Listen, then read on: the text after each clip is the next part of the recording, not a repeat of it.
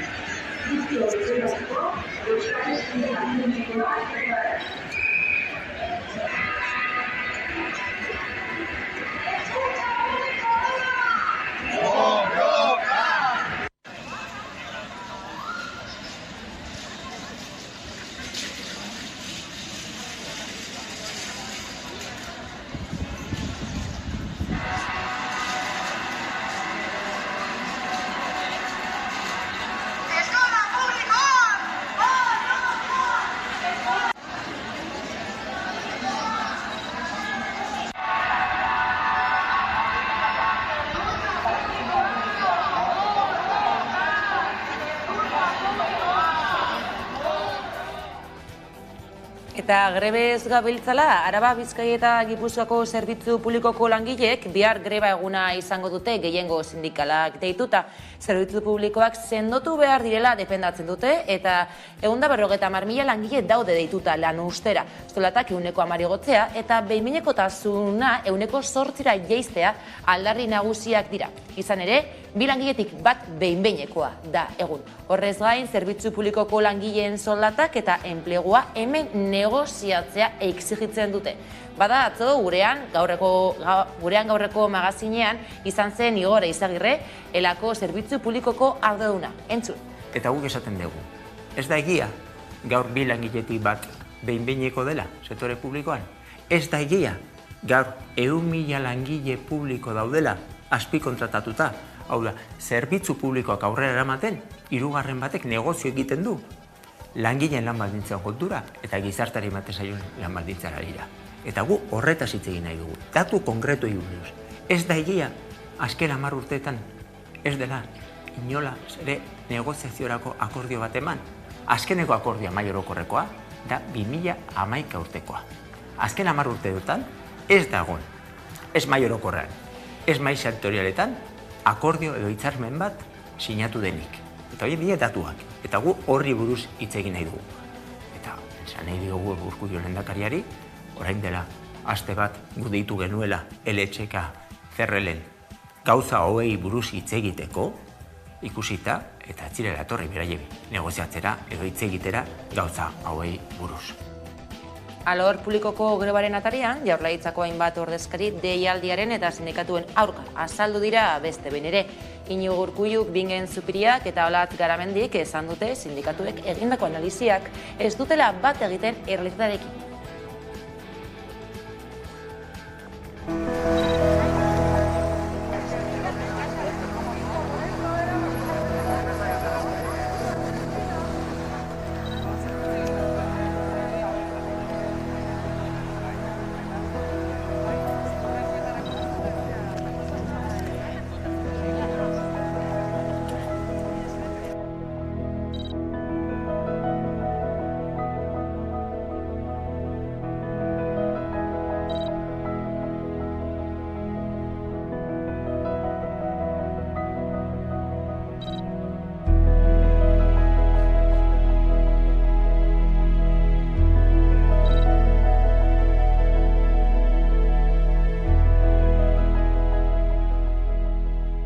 Azken urteetan inoizko diru sarrerik altuenak ditugu eta datuak hor daude.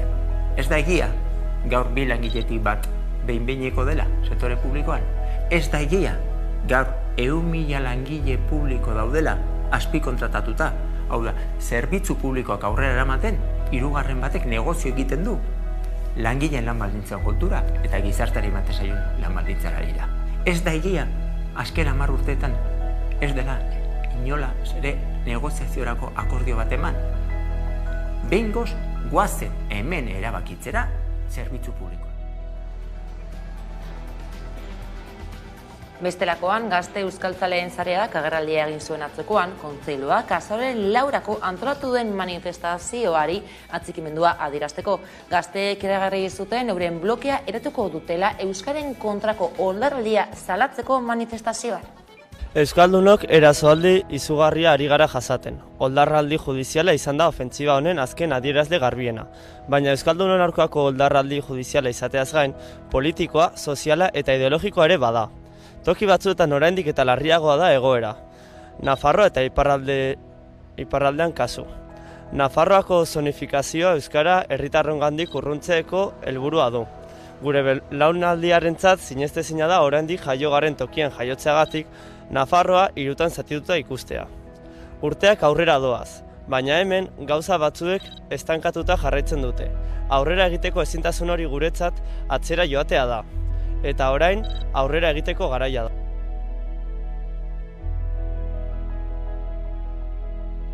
Hainbat dira oldarraldiaren eragin eta eragileak. Alde batetik, komunikabide batzuek geroz eta lotza eta disimulu txikiagoarekin auspotzen duten gezurra daukagu. Euskaldunok privilegiatu eta inposatzaile modura saltzen gaituen errelatu tranpatia. Euskal herritarrak euskaratik urruntzeko asmoz.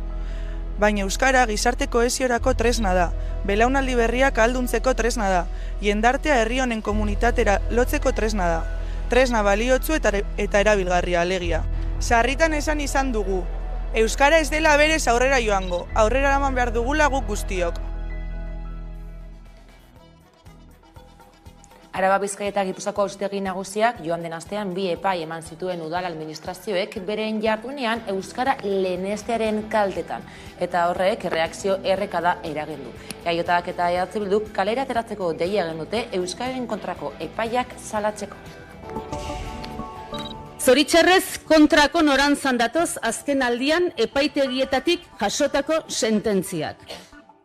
Gero eta argiago geratzen ari baita, kasuan kasuko ebazpenetatik haragoko joera bat dela oldarraldi judizial bat.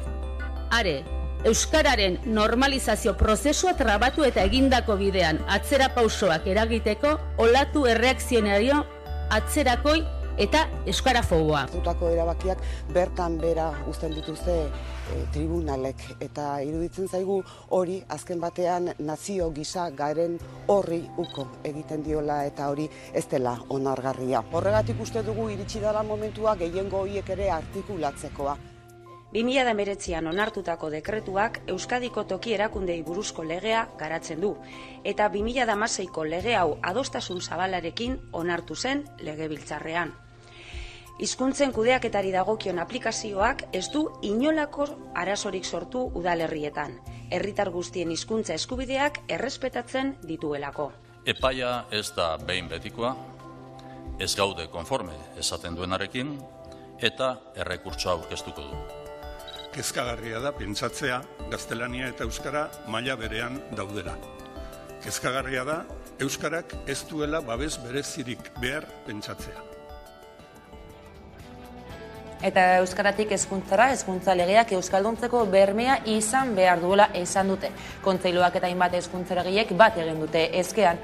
Araba, Bizkaia eta Gipuzkoako hezkuntza legea ontzeko prozesua oso aurreatu dagoenez, ardura eskatu diete talde politikoei heldu diren urratsetarako.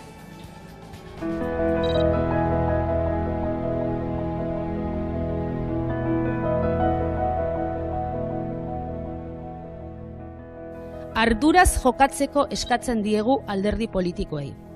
Eta iraganeko hizkuntza ereduak atzera utzita hel diezaiotela etorkizunari. Hezkuntza legea datozen belaunaldiak euskalduntzeko berme eta giltza izan dadin behar diren eduki eta zehaztasunekin hornituz. Eta tokatzen dena da rigorezko eztabaida bat egitea, bai teknikoki ikuspegi pedagogiko argiak jartzea. Esatea zertan oinarritzen garen gauzak esatu ditugunean. Eta ondo argudiatzea ikuspegi pedagogiko. Eta baita ere ikuspegi juridikotik. Hezkuntza lege berriaren ekarpena estrategikoa izango da. Lehen aldiz ikuspegi integrala duen lege bat izango dugu sistema osoa arautuko duena.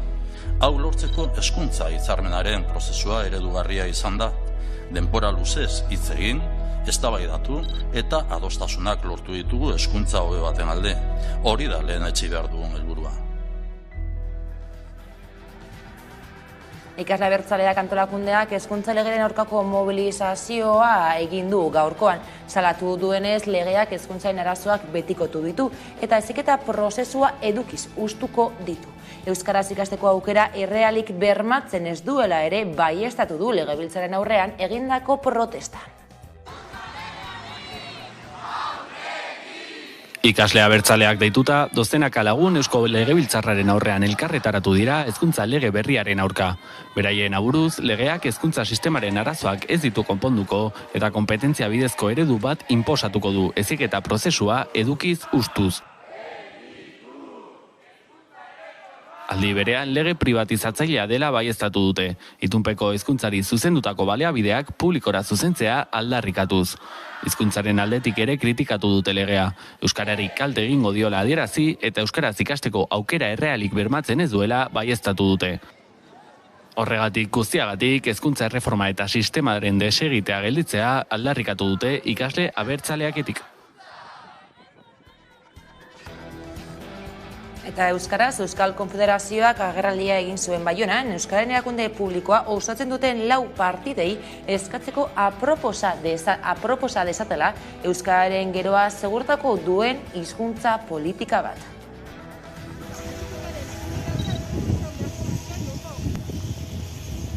Nola bultzatu Euskararen biziberritzea, olako helbururik ez bada finkatzen. Gaur egun bezala segitzen baldin badugu aldiz, eta horrek gaitu asko kezkatzen, Euskara desagertuko da 2050. Gauzak argi eta garbi erraiteko. Beraz, gaur egun galdetzen duguna da, gidaritza hartzen duen lehendakari berri horri, biogune bat hartzea Euskarak etorkizun bat izan dezake. Il faut être ambitieux, oui, on sait qu'on a du travail à faire, on sait qu'il faut augmenter cette proportion.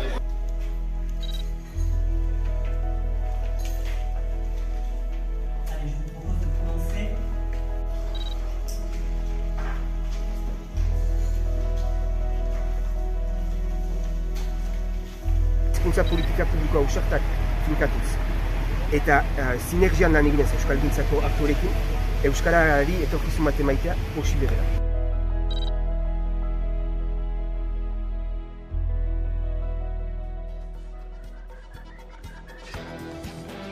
Eta iparraldetik Iruñara joko dugu orain, bertan baita Leire Martinez lankidea, lehenik eta behin errepi gaina auzora joango gara, duela 12 bat urte eraikitzen hasi zen Iruñeko auzoa. Auzokideak kezu dira zerbitzurik ez dutelako. Izan ere, auzoa eraiki den lurra 4 udalerri desberdin hartzen dutelako.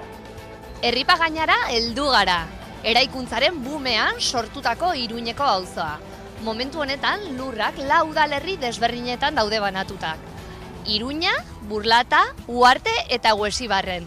Hortaz, auzokideek ez daukate zerbitzurik, izan ere 4 udalerri horietan banatzen delako sos guztia eta haien artean pasatzen dute pilota.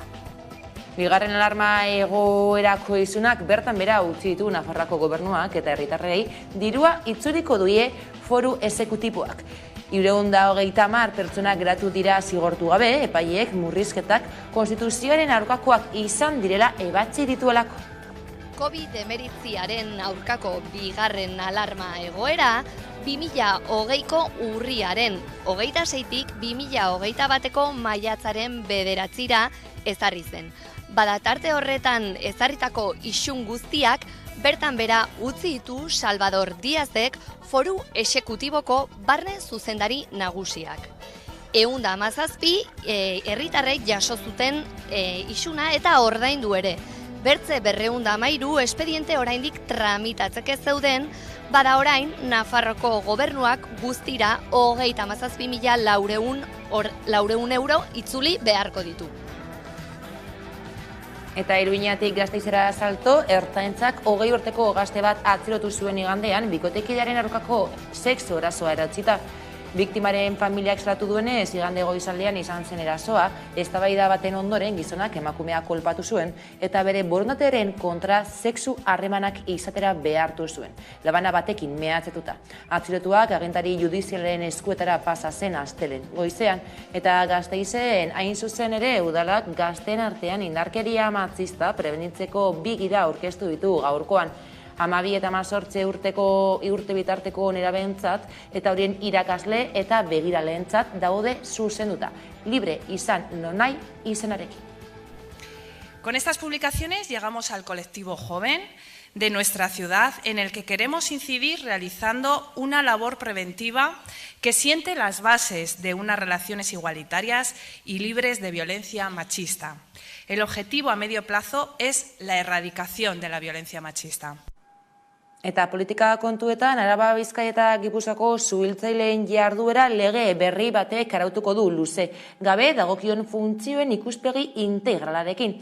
EH Bilduk akordioa egin du Eusko Jaurlaritza osatzen duen 2 alderdiekin. EAJ eta PSrekin. Zuten prebentzioari eta itzalketari eta salbamentuko zerbitzuei buruzko legea onartzeko.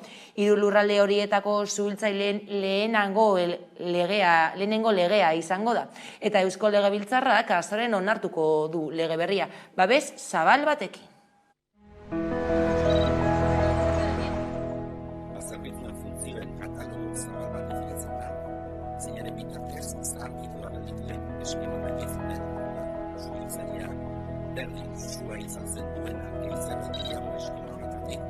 Suhiltzaileak larrialdi mota guztietan funtzioan izan dituzten pazienteak bezala izan gara lanaren eguneroko errealitateri egokituz. Horretaz gain, zerbitzuen barruan kategoria bakoitzaren funtzioak modu koherentean definitzen dira. Aginte eskalak argitzen dira eta zerbitzu guztietan hiru aginte maila horretan dira. Zerbitzuetan komunikazio operadorearen figura eskatzen da. Genero ikuspuntu batetik emakumeen eskubideak zabaltzen dira.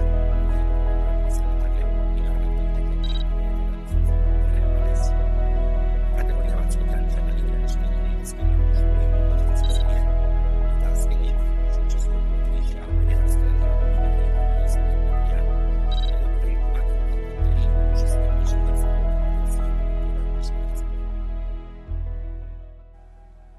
Beste lakoan, sare herritarrak eta politikak, gizarte eta kulturarloko dozenaka aurpegi ezagunek, Euskal presoen afera konpontzeko beharra adierazi zuten larun batean Gernikan manifestu baten bidez. Konponbidearen eta elkar bizitzaren ateak parez pare zabaldu. Nahi eta behar ditugu zehazki. Konponbiderako giltzak kanpaina abiatu dute horrela eta urtarrilaren 13an Bilbon mobilizatzeko deia egin dute. Giltza, sarraila, zuloa, atea, zabaldu, sarratu. Giltzak ireki eta ixteko balio digu. Etxea, kotxea, kutxa, giltzarrapoa, kaiola, espetxea. Preziatu duguna giltzapean gordetzen dugu. Dirua, bitxiak, paperak, sekretuak, oroitzapenak, nostalgiak. Sarratu, iraganeko minak, gorrotoak eta violentziak atzean usteko. Inorien sufrimendua ahaztu edo gutxietzi gabe, baina bai, iraganari begiratu ahal izateko, orain aldirako eta etorkizunerako irakaskuntza gisa. Akatzetatik ikasiz ez errepikatzeko, norgehiagokak giltzapetu eta iraganean ainguratzen gaituzten lehiak izteko. Zabaldu konponbideari ateak irekitzeko. Adierazi nahi dugu prest gaudela konponbiderako, elkarbizitzarako, biktima guztien minen errespeturako eta presoen etxerako bidean ateak irekiko dituzten giltzak gure eskuetan hartzeko. Legaruntak dion bidetik, hamarkadetan zehar aplikatzen ari zaizkien salbuespenak betiko baztertuz.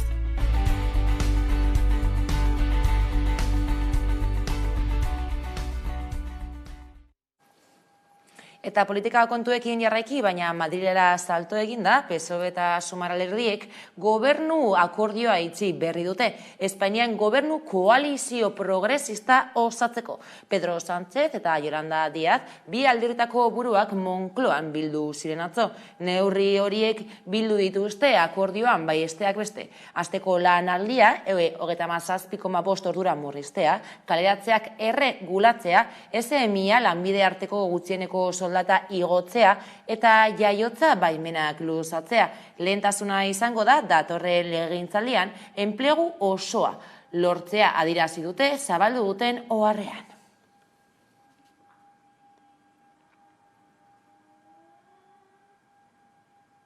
Bestelako gaiei helduta, herrigintza eta udalgintzatik gehietako proiektu eraldatzaileak izan dituzte hizpide burujabetzak jardunaldietan.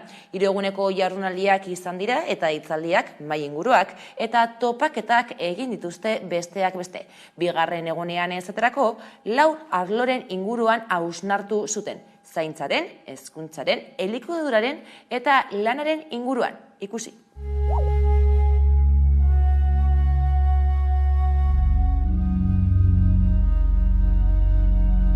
Burujabetzen inguruko jardunaldiak antolatu dituzte Hernanin, udalgintzak, Hernaniko udalak eta Hernani burujabek elkarlanean. Udalgintzako proiektu eraldatzaileak izan dituzte hizpide. Bada 2 urte guk Hernani burujabe egitasmoa martxan jarri genuna, oinarrian tokiko garapen jasangarriaz dihardun herri egitasmo bat da eta burujabetza klabetan diharduna, ez? Esan bezala, guain urrian 2 urte bete dira Hernani burujabe egitasmoa jendaurrean aurkeztu genunetik, eta bai data esanguratsua iruditzen zitzaigun eta pauso bat eman genuen burujabetzen inguruko hausnarketa, elkar konpartitze eta kontzientziazio lan bat egiteko, ez? Eta bide horretan, udalbiltzarekin batea, erabaki izan jardunaldi hauek antolatzeko hemen Hernanin.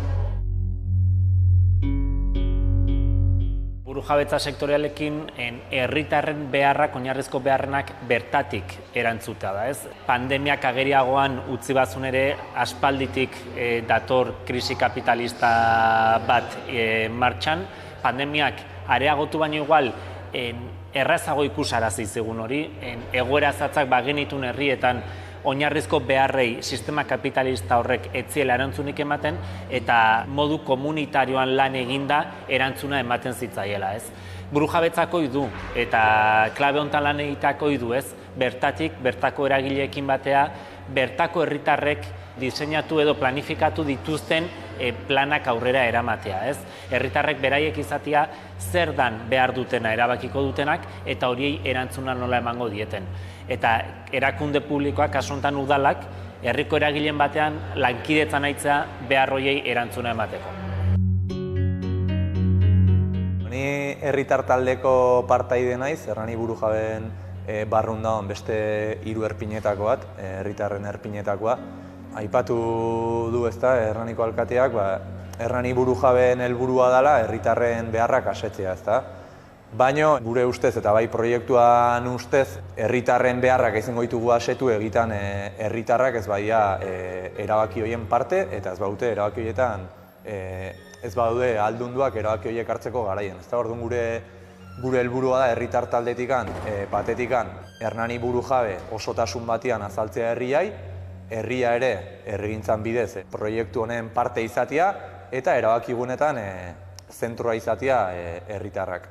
Aldi berian, herritar taldean helburua da bai, bermatzea Hernani burujabeen baitan txertatu dauden zehar lerroak proiektu edo ekimen ekonomiko desberdinetan betetzen diala bermatzea, eta esan bezala, ezta, ekimen ekonomiko horiek egitan herritarren beharrak asetuko dituztela bermatzea. Egan behar da, udalbiltzaren adar nagusietako bat burujabetzak diela.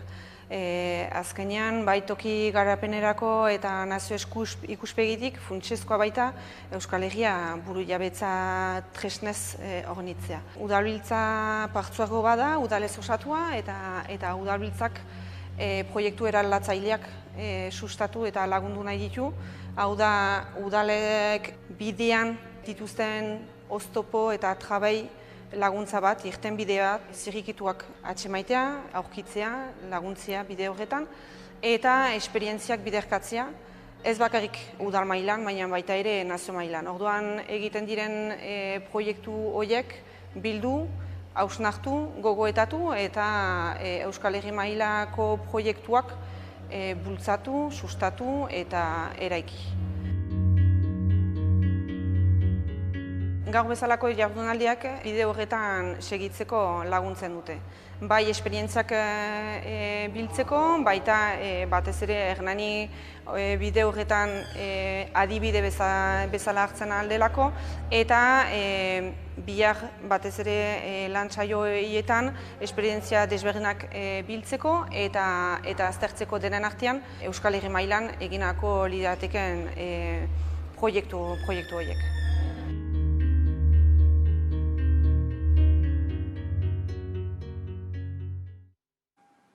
Jardunaldietan zaintza saritu da Emagin elkarteko Miren Aranguren. Aipatu du zaintza betidanik guztiok gutxietzi dugun arlo bat izan dela, eta oraindik oso gutxiri interesatzen zaien gai bat dela. Zaintza sistema publiko komunitario bat eraikitzeko bidean, hainbat indargune aipatu ditu. Zaintza burujabetzaren inguruan jardun dugu, jakinda oraindik bide oso luzea gelditzen zaigula horren definizioan, eta bide oso luzea era berean Euskal Zaintza Sistema Publiko Komunitarioa deitzen dugun hori definitzeko. Gako batzuk eman ditugu, eta nik uste importanteak diala, bata eragileen arteko harremana, eragile udal saietakoa, erakunde artekoa, ehun sozial eta komunitarioarena, baita jardun dugu pixka bat ehun ekonomikoak, izan beharko luken funtzioaren inguruan, gaur-gaurkoz dakagulako negozioa egiten duten enpresa pribatu asko, eta bestelakoak ere, baina nagusitzen da. Eta hori dana nola artikulatu ikusi beharko dugu aurrerantzean. Hernanin badaramatzago urte batzuk zaintzaren inguruan lanketa egiten, zaintzak demokratizatzeko bidean Hernanin eman beharreko pausuak adosten, eta tartean auzo zaintza proiektua sortu dugu. Auzo zaintza proiektuan bakardade egoera ez hautatuan dauden adineko pertsonei berriro ere komunitatera konektatzeko ibilbide bat irudikatzen zaie, eta ibilbide hori egiten laguntzeko bidelagun figura bat sortu da, eta horretan zaintza lanen kooperatiba osatu zuten emakume migratuak ari dira lanean, bakarrik dauden emakume askotan hoien eta komunitatearen arteko lotura berriz eginez, ez? Eta proiektu hortan baita ere garrantzitsua da, pertsona hauen inguruko komunitatea ere aktibatzea, eta auzozain edo konpromisoa edo hartzea, ezta? Gure inguruan bakarrik bizi diren pertsona horiei herriarekin lotura egiten laguntzeko eta haietaz arduratzeko inguruko jendea aktibatzea, ezta? Beraz, urtebete egin dugu, probatu dugu 3 auzotan Hernanin, oso emaitza onak ematen ari da, bakarrik zeuden pertsona horiek ari dira elkartzen, taldeak osatzen eta herriaren bizitzan parte hartzen, eta orain erronka da herri guztira zabaltzea, auzo guztietara zabalduko dugu, eta ea zer ematen duen.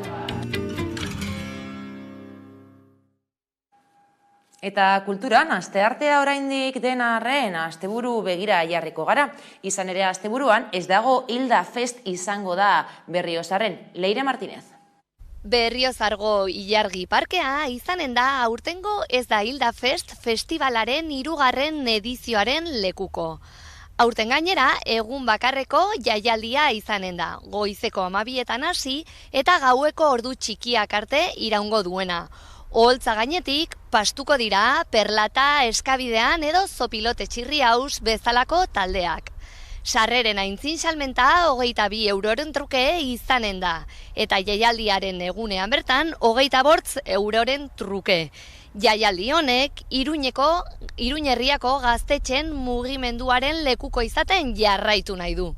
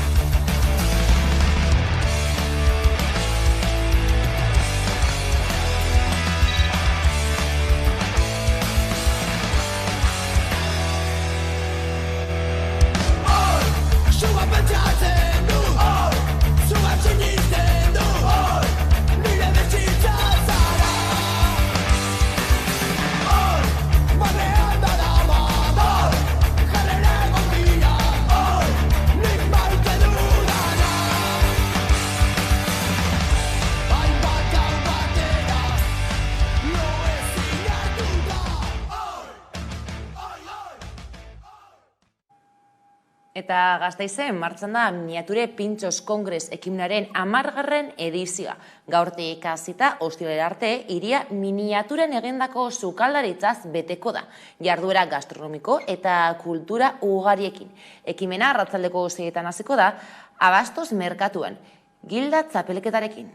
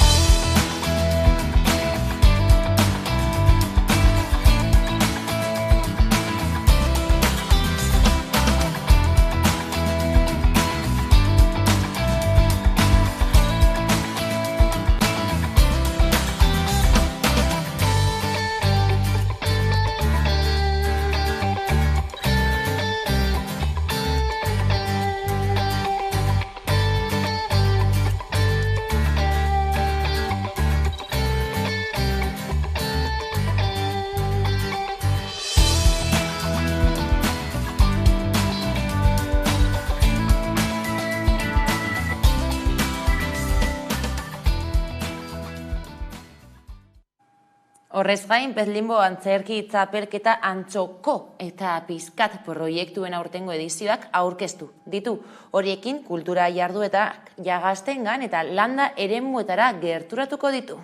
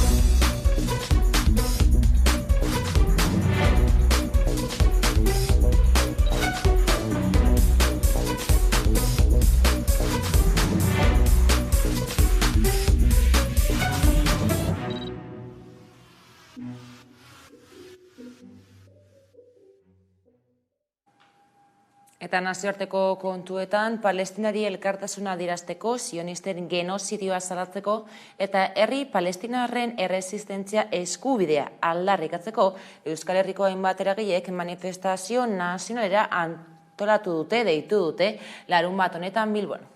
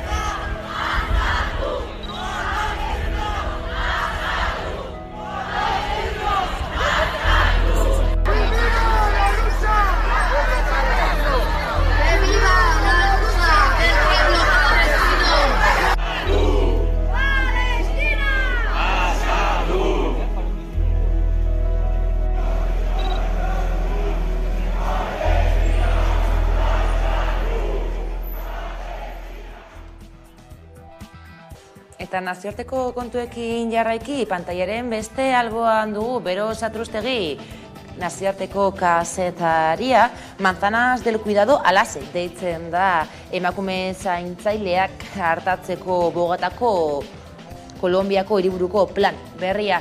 Bero, konta iguzu zertan datza plan hori? Azken urteetan zaintzalanen garrantziari buruzko hausnarketan bultzatu da hainbat kolektibo feministen artean baita gurean ere, baina gaur Bogotako Manzanas del Cuidado deituriko plangintzan jarriko dugu fokua. Bogotako udalak atera du aurrera Diana Rodriguezek, emakumeren departamentuko buruak sortu duen ekimena, administrazioen proiekturik txalotunetarikoa. Ideia honen helburua da zaintza lanetan dabiltzan gehien bat, emakumeei zaintza lanek kentzen dieten denbora nolabait bueltan ematea. Alde batera utzi dituzten helburuak berreskuratzeko baliabideak ematea, bestela esan da. Doako zerbitzuak eskaintzen dituzte elkarte hauek eta aukerak eta jarduerak, bertan egin daitezken jarduerak oso anitzak dira.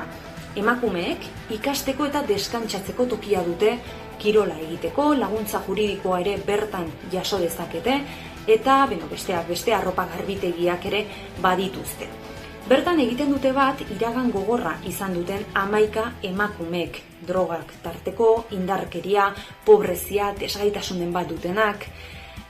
Manzanas del Cuidado ekimenari esker elkartzeko, euren buruak baloratzeko eta etorkizunari itxaropenez begiratzeko espazioa aurkitu dute. Eta, non gelditzen dira zaintzen dituzten pertsonak. Haiek bertan egon bitartean, elkartea arduratzen da haietaz, haien gaitasun eta autonomiara egokitutako espazioetan. Manzanas del Cuidadoren helburua hiriko hainbat zonaldetara eta herrialdeko beste hiri eta herrietara hedatzea da, ahalik eta emakume gehienetara iristeko eta hauek zerbitzua ahalik eta gertuen izateko. Eta zergatik sortu dute zehazki Manzanas del Cuidado ekimena? Zergatik ikusi zuen Bogotako udalak horren beharra? Egin dezagun egoeraren azterketa azkar bat, ideia bat egiteko. 4 milioi emakume bizi dira Bogotan, eta estatistika departamentuaren arabera, eren batek zaintza lanetan dihardu. Beste modu batera esan da, 1,2 milioi emakumek soldatapekoa ez den lana egiten dute. Hauetatik, 80% diru-sarrera urriko egoeran bizi dira, eta 10-tik 2 gaixotasun mental edo fisikoren bat dute. Zaintza lanetan diharduten horian, 33%k diote ez dutela sekula denbora librerik izan. Beraz, zenbakiak ezagututa ekimenaren bultzatzaileek ezinbestekotzat jotzen dute zaintza lanetan lan egiten duten emakumeen denbora balioan eta erdigune jartzea. Gainera, proiektu honek interesa piztu du, ezta bero interes handia. Kolonbian, Medellin eta Cali hirietan halako zentroak sortzekotan dira, eta zuk adirazi bezala oihartzuna izan du ekimenak Kolonbiako mugetatik harago. Txileko Santiagon eta Argentinako gobernuak interesa erakutsi dute adibidez, eta Uruguaiko Montevideon kasu zaintza lanetan diharduten emakumeentzat doako garbitegiak sortzeko asmoa dute. Eta hori gutxi ez, eta Estatu Batuetatik bisitak ere jaso dituzte. Herrialdeko zaintza lana egiten duten emakumeen aldeko aliantziako burua egon da, Aienpo Bogotan izan zen, eta adierazi zuen ekimenaren funtzionamenduak bere sormena astindu zuela, eta eredua etxera eraman nahi duela, Estatu Batuetan egin daitekenari buruz hausnartzeko. Eta gaurkoan, gurean gaurreko elkarrizketa nagusian gurekin izan da Gotzon Barrandieran, kultur sortzailea, idazlea eta kultur zalea. Berari eginiko elkarrizketarekin utziko zaituztegu jarraian.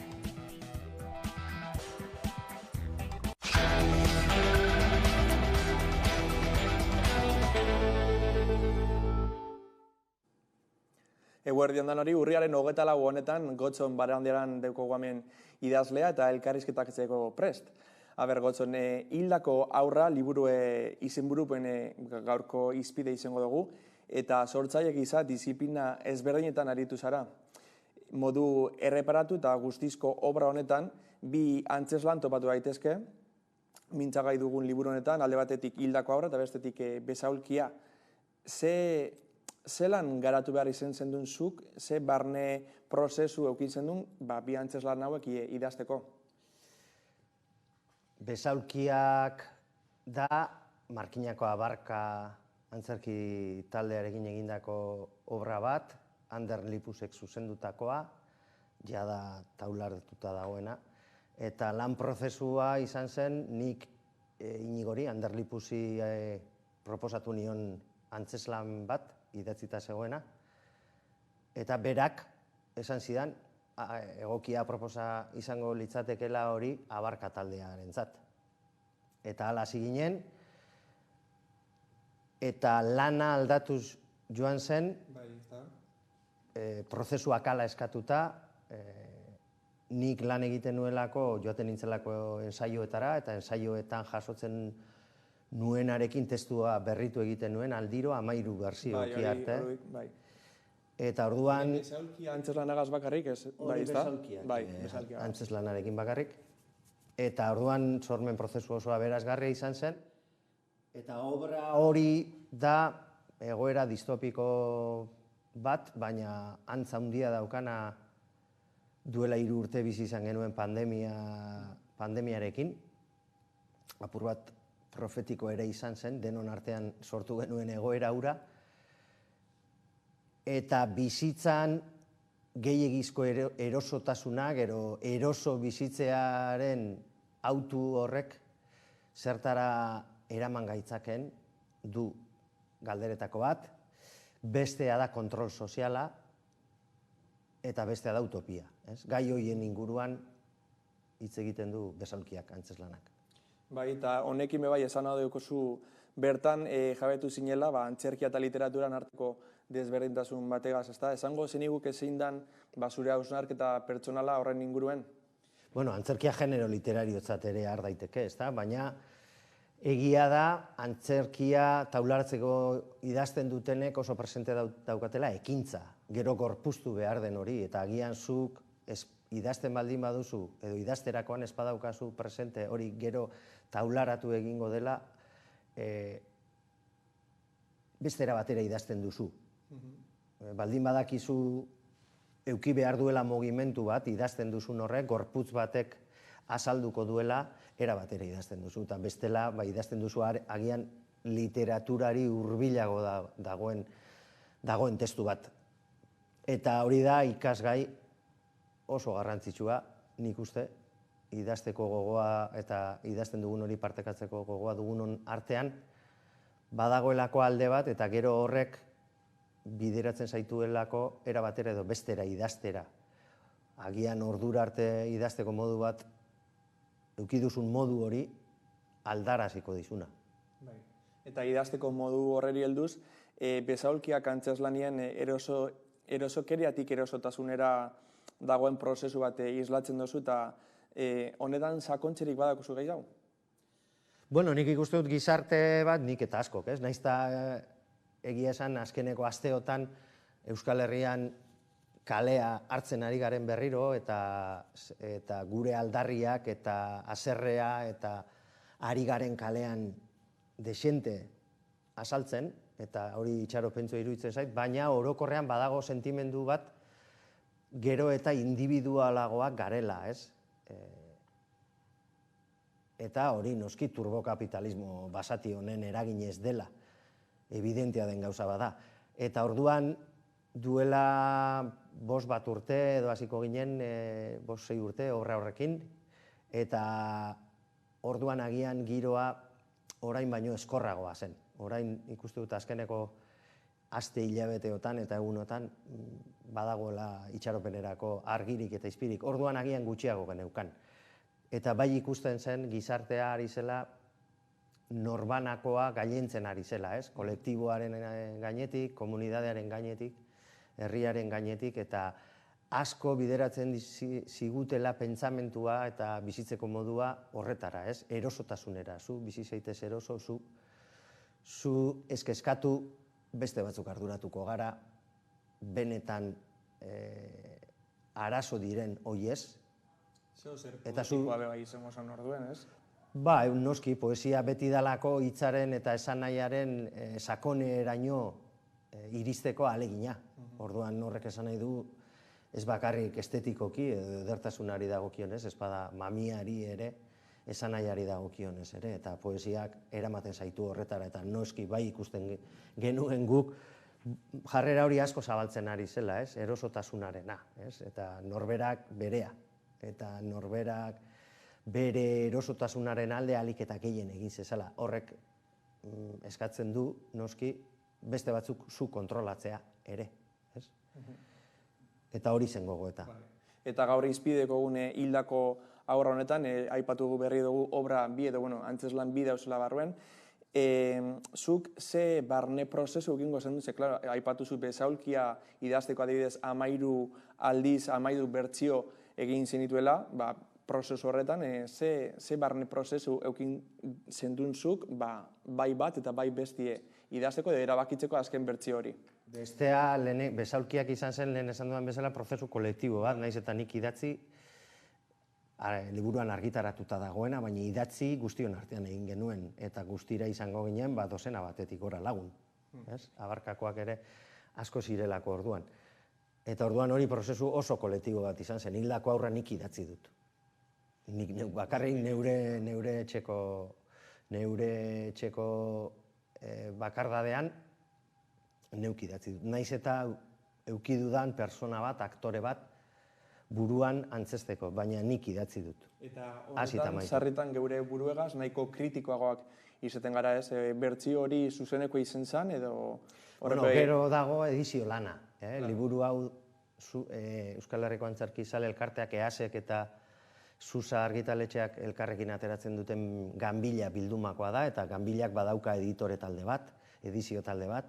Nik egin dut lan Oiargi Janekin, eta eskerrak, aurkeztu nion lehenengo berziotik argitaratu denera aldaketa izugarria egin dut, berari esker, berak argi batzuk eman zizkidan, biderako asko lagundu dit, eta oso pozik nago emaitzarekin berari esker. Orduan prozesua nik bakarrik egin dut, baina gero noski edizio lan bat dago atzetik. Eta hildako aurrak gehiago da ni barrutik inarrosten nauten hainbat gogoeten inguruan, eta urteetan buruan eta gogoan dauzkadan gogoeta horiek ekarri nahi izan ditut hildako aurra horretara, eta finean da nahikoa ote den egiten dugun hori, ez? Eta uste oso euskal irakurli ohitute dagoela antzerkia ezagutzera? Edo irakurtzera, klaro, kasu honetan. Ez da egon ere, sasoi batean arte zegoen, baina antzerki testuak gero Mikel Martínezek eta sarean jarri zituzten, baina berez ere ez da egon produkzioa handirik horretarako. Irakurlei buruz ari zarela, irakurleak euskeraz gero eta gutxiago dira, eta merkatuaren logika batek eramaten gaitu askotan literatura mota bat eta liburu genero mota batera, ez novela, dena. Nik uste mugatu egiten dugula horrekin asko gure burua. Literaturzaleak sortu egin behar dira. Literaturzaletasuna ez da berezkoa. Literaturzaletasuna ikasi egiten da eta irakatsi egiten dizute. Eta gaur egun hezkuntza arautuan, adibidez, hori ez dago bermatuta eta ez da lantzen behar dan bezala. Literatura lantzeko. Gehienetan lantzen da testua euskara bera lantzeko, sinonimoak, esan beste ordena batera jarri sintaxia, baina literatura bera, esango nuke ez dugula behar bezala lantzen. Eta horrek dakar gailentzera merkatuaren logika batetik datorren novela, novelaren nagusitasun era batekoa. Eta orduan, norain gain esango zenuke dagoela berantzukizun hori aipatu duzu inoiz, asko publikatzen dela, baina gero ez dagoela irakurle askorik esaten zauzenan arira? Bueno, irakurzaletasuna, kulturzaletasuna bezala da herri oso baten ardura. Eta guri dagokingunez, euskarazko kulturgintzan aritzen garen eragile guztion ardura. Eta literaturara ekarrita, bada sortzaile ona, idazle ona, bitartekari antolatzaileena, argitaletxeena, liburu dendena, liburutegiena, erakunde publikoetako arduradunena, edabideena, ere bai, zabaltzeko guk euskara sortzen duguna, orduan, euskarazko kulturgintza ekosistema bat da, eta bere barnean ditu arloka, kultura dirazpideka ere ekosistema batzuk, eta literatura dauka berea, bertsolaritza dauka berea, dantzak, musikat dauka berea. Orduan, guk egin behar dugu elkarrekin, gogoeta bat egin behar dugu, eta ikusi zein den euskarazko literaturaren egoera gaur egun, eta nola saletu ditzakegun gure herrikideak literaturara eta beren beregi euskarazko literaturara. Ze hemen irakurri desente egiten da. Europako datuekin alderatuta, hori Josu Amezagak ere ikertu zuen, eta berak esan zuen, hemen irakurri egiten da, gertatzen dena da, irakurtzen dena ez dela euskeraz. Guk nahiago dugula euskaldunon artean ere, frantsesez irakurri, espainolez irakurri, edo inglesez irakurri, euskaraz gutxiago egiten dugu. Edukia badau eta horren adibide da, gaurko hemen dekogun lan hau, ez da? Euskarazko literaturaen kalidadea itzela da. Guk irakurtzen dugu beste hizkuntza batzuetan eta ikusten dugu gaur egun zer argitaratzen den. Eta hemen literatura oso ona egiten da. Eta argitaletxak aipatu dituzula, zer suposatzen da euskarazko liburu bat publikatzean? Zer euki behar da, edo... Bueno, hori argitaletxe bakoitzak erabakiko du, bere hildo editorialaren arabera, baina editore bat egoten da, normalean, ez? Gure kasuan ni Susako kidea naiz, eta horre edizio batzorde bat dago, eta edizio batzorde horretako kideek irakurtze dituzte argitaletxera iristen den lana, eta erabakitzen dute, beraien irizpide estetikoen arabera, liburu hori publikagarria den edo ez, eta agian gero idazle horrek ezetza jaso dezake eta beste argitaletxe batera joan, eta hangoek beste irizpide batzuen arabera publikatzea, baina nik txalotu egingo nituzke gaur egun euskaraz argitaratzen duten argitaletxeak alegina handia delako euskarazko liburu bat zailtasun gehiago dagoela euskaraz publikatzeko edo? Bai, ez da? Duda barik, eta esan nahi dut guk uste duguna, baino orokortua dagoen iritzia, baino gutxiago, ale gutxiago publikatzen dira. Galdetuko bagenio kaleko bati, herrikide bati, zure uste zema liburu publikatzen dira euskeraz? Liburu baten zema ale publikatzen dira, ez? Ideiarik ere lukeukiko. Eta uste dut harrituko litzatekela, ez? Tiradak asko doitu behar dira, asko pentsatu behar dira, bestela liburuak ez du ordaintzen bere burua, eta diru laguntzak ezinbestekoa dira.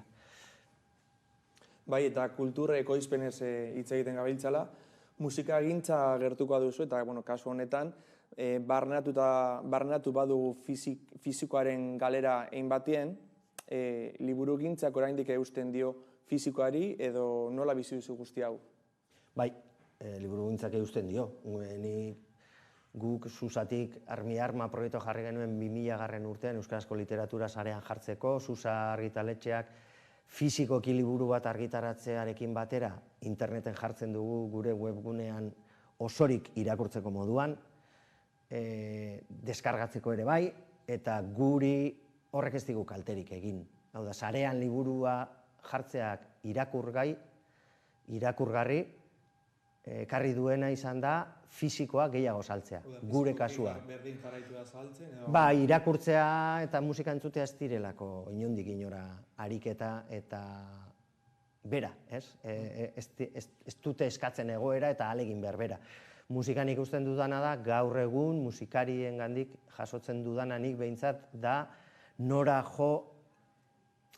esa ez dute esango, baina nora jo argi ez dute. Nondik jo, ez? Fizikoa oso egoera larrian dago, diskorik ez da saltzen, entzuten dena streaming eta plataforma horien bitartez entzuten da, eta orduan musikariek ez dakite gaur egun askok merezi duen diskoak grabatzea ere, ez? Gero ez dakite, nik ikusten ditut zalantzati, eta adibidez, Laizter etorriko da Durangoko azoka, eta nik hautseneako kide ere banaiz, eta gu horrari gara gogoetan uste dugulako berrasmatu behar dugula, eta, ez gu bakarrik, ez? Han urteetan parte hartu duten disketxeek, eta, Geriaga elkarteak berak, eta horraritzen garenok argi dugu egin behar dugula gogoeta bat, berrasmatu egin behar dugula, adibidez, Durangoko azokan musikak duen presentzia zeren diskorik ez bada saltzen pentsatu beharko dugu. Espazio hori nola bete, zuzeneko emanaldiak hoiek balio dute, uste dut hoiek beren funtzioa betetzen dutela eta salek eskartzen dute eta musikariek ere bai, zuzenean aurkeztu ahal izatea. Eta hori da musikagintzaren parterik importanteena, baina bestea berresmatu beharrean dago.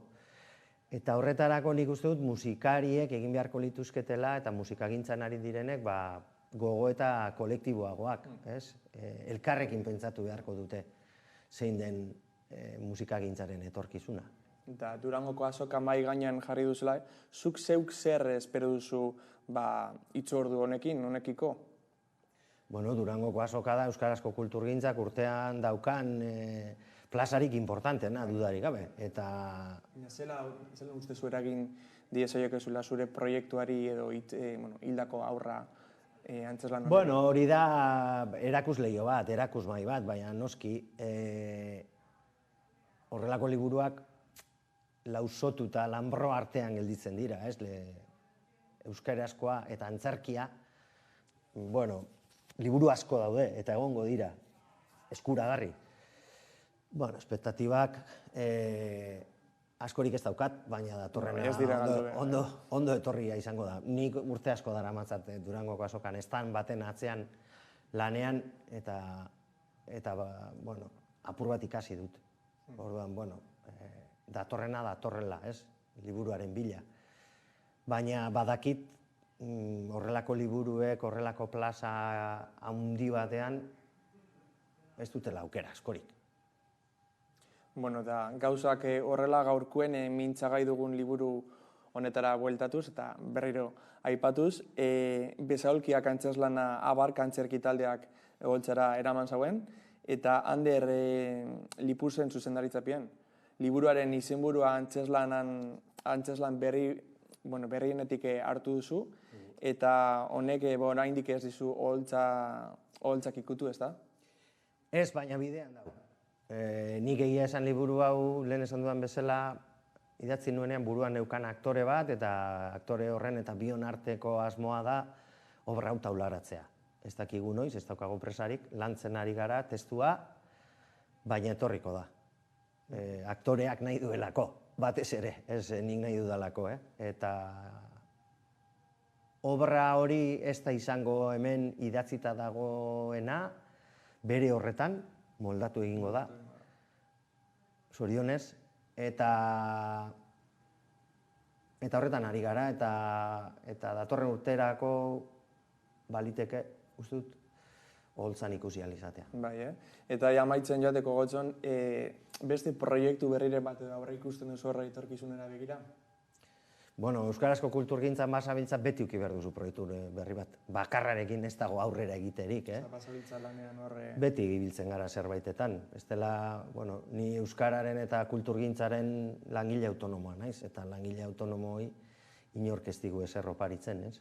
Beste askori ere ez, baina guri ez. Orduan gu etengabe ibili behar gara proiektu berriak asmatzen. Eta gero,